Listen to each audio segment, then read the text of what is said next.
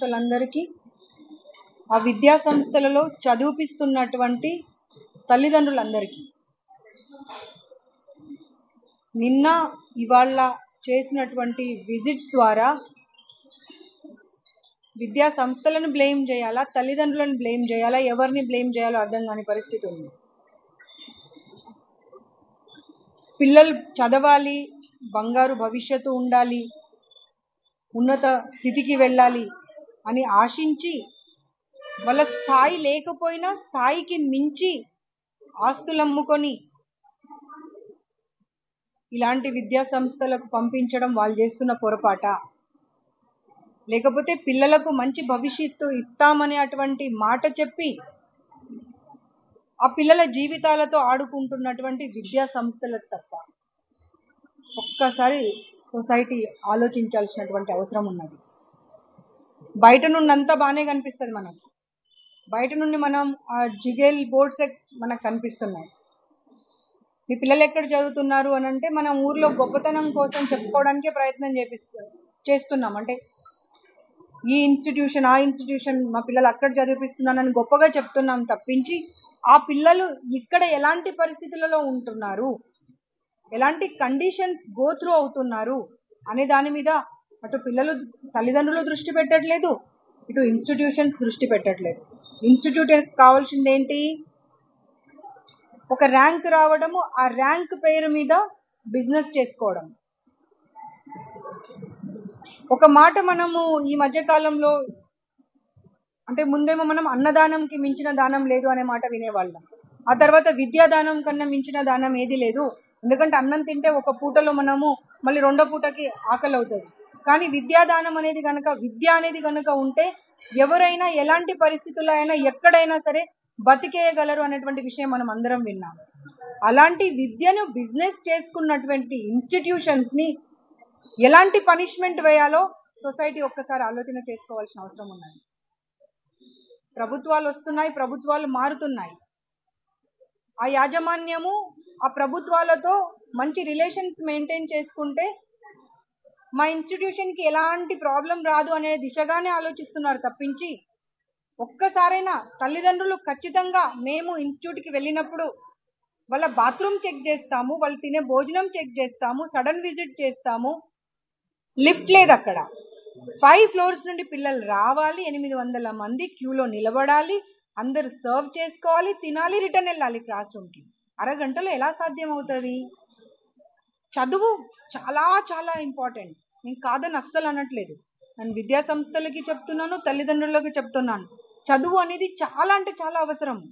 కానీ చదువుతో పాటు 24/7 చదవమంటే కూడా ఎవరు చదవరు. పిల్లలు ఏడ్ చేశారు ఏమని అంటే అందరు ఐక్యూ లెవెల్ సేమ్ ఉండదు. ఒకరు చదువుతున్నారని చెప్పి వాళ్ళతో కంపేర్ చేసి మమ్మల్ని బూతులు తిడుతున్నారు. వాళ్ళతో కంపేర్ చేస్తే మేము చదవలేము, మమ్మల్ని ఏం చేసినా మేము చదవలేము, మేము మా కెపాసిటీ ఇంతేనే అన్నప్పుడు వాళ్ళ మీద భారం వేస్తే వాళ్ళ పరిస్థితి ఏమైపోవాలి? చాలా మంది పిల్లలకి వాటర్, మెయిన్గా వాటర్ చెప్పాలి, తాగే నీళ్ళలో కూడా పురుగులు వస్తున్నాయంట, కాక్రోచెస్ వస్తున్నాయంట. ఆ వీడియోస్ కూడా మీరు అన్ని తీశారు, ఆ వీడియోస్ అన్ని మీరు షేర్ చేయండి. ఏ ఫ్లోర్లో కూడా వాటర్ ఫెసిలిటీ లేదు, ఎక్కడో కింద పెడతారు, అక్కడ దాకా వచ్చి నీళ్ళు తీసుకొని వెళ్ళాలి వాళ్ళు. రాత్రి 10 గంటలకు గ్రిల్ క్లోజ్ చేసేస్తే మళ్ళీ పొద్దున వరకు గ్రిల్ ఓపెన్ చేయరు. సో వాళ్ళకి దాహమైనా ఏదైనా కానీ మళ్ళీ వాళ్ళ కింద వరకు వచ్చి నీళ్లు తీసుకొని వెళ్ళేటువంటి పరిస్థితి లేదు. ఎన్ని ప్రాబ్లమ్స్ అంటే ఏ ప్రాబ్లం గురించి చెప్పాలో అర్థం కావట్లే. మెడిసిన్స్ ఎక్స్పైర్ అయిపోయినటువంటి మెడిసిన్స్ ఇస్తున్నారట, 3 టాబ్లెట్స్ ఉంటాయంట, ఒకటి డోలో 650, ఇంకొకటి లాక్టోకాలమైన్, స్కిన్ ప్రాబ్లం వస్తే జిందాతిలిస్మాల్. ఎవరికి ఏ ప్రాబ్లం వచ్చినా దాన్ని తాగిపిచ్చేసి పంపించేస్తున్నారంట. ఒక అమ్మాయి లంగ్స్ ప్రాబ్లం అయిందంట, ఇదే ఫుడ్ తిని ప్రాబ్లం వస్తే ఆ అమ్మాయి బ్లడ్ వామిటింగ్స్ చేసుకుంటే కూడా ఆ జిందాతిలిస్మాత్ వాటర్లో వేసి అదే తాగిపిచ్చేసి నీకేం కాలేదు, చదువు తప్పించుకోవడానికి డ్రామాలు చేస్తున్నామని మాట్లాడారంట. సార్, వాళ్ళు చదువుకోవడానికే వచ్చారు, తప్పకుండా మీరు గురువులు దైవంతో సమానం. నేను చెప్తున్నాను, నేను గురువులను కూడా కించపరచట్లేదు, తగ్గించట్లేదు, గురువులు దైవంతో సమానం. కానీ ఆ పిల్లల మానసిక స్థితిని చూసి, వాళ్ళ ఐక్యూ లెవెల్స్ని చూసి వాళ్ళకి మనం చదివించాలి. అంతేగాని రాత్రి 10గా ఒక్కొక్క క్లాస్ 3 hours ఉంటుందంట, 3 hours మధ్యలో ఎవరికైనా టాయిలెట్ వచ్చినా వాష్రూమ్ వచ్చినా వెళ్ళకూడదు.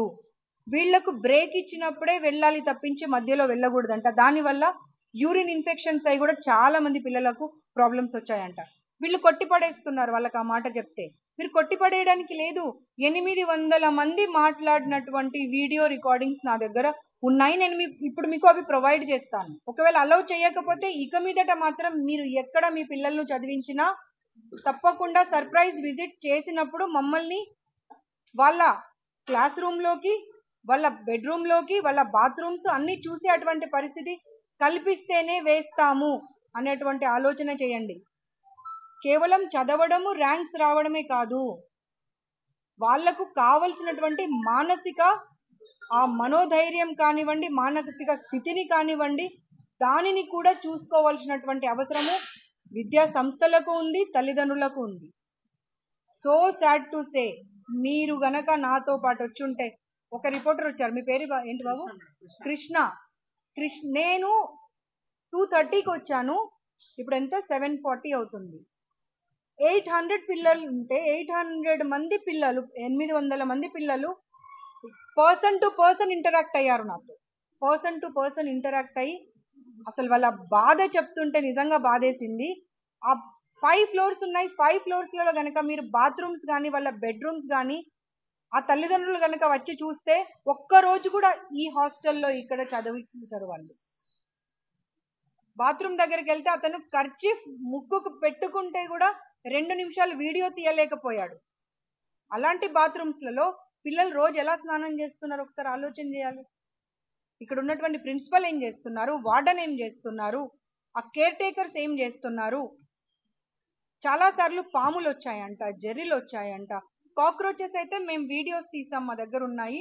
ఆ బెడ్స్ కింద అన్ని కాక్రోచెస్ ఉన్నాయి. 2-3 రోజులు రూమ్ క్లీన్ చేయరంట. మాతో వచ్చిన కానిస్టేబుల్ చూసి కూడా అమ్మాయి కూడా అసలు ఏం మాట్లాడాలో అమ్మాయికి అర్థం కాలేదు. ఎందుకంటే మేల్ని ఎందుకులే తీసుకెళ్లడం అని ఫీమేల్ని తీసుకెళ్లడం జరిగింది. అన్కుక్డ్ రైస్ ఇస్తారంట, రైస్ లో కూడా వాటర్ ఉంటుందంట. ఇంకా పప్పు సాంబార్ అయితే అసలు దాన్ని సాంబార్ అనాలా, చారు అనాలా అర్థం కాని పరిస్థితి ఉంటుందంట.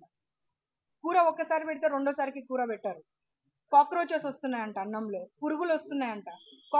పురుగులు వచ్చినప్పుడు కాక్రోచ్ లో పురుగులు వచ్చినాయంటే ఇవి కాక్రోచ్ పురుగు కాదు, ఇవి కూడా ఇంగ్రీడియంట్సే.